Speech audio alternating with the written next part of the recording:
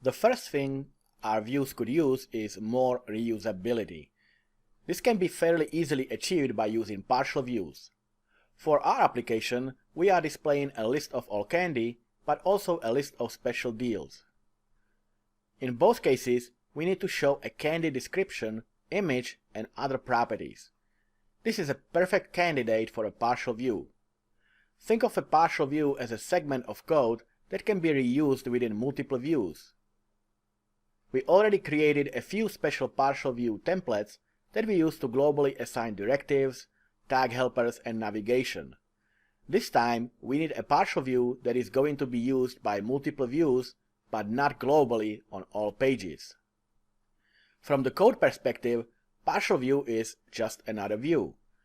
It could have all the HTML that we want to share across the views, and it could also have a model directive, meaning it will work with data, not just static HTML.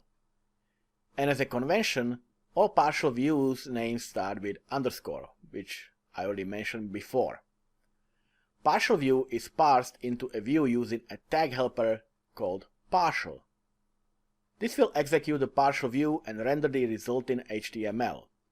So for example, this link, partial name equals underscore candy card, model candy.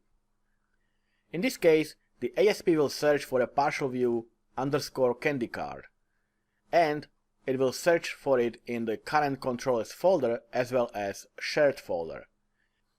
And in this case, we use a model candy for the data that is being used in the candy card partial view.